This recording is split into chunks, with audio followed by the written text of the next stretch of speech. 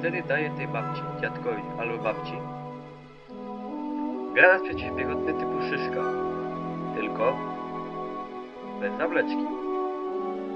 I to pomaga.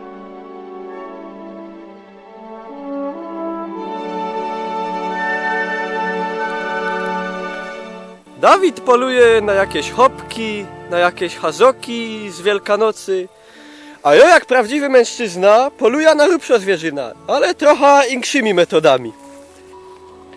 Także na kobry ja mam lekko inkszą metoda. Achtung!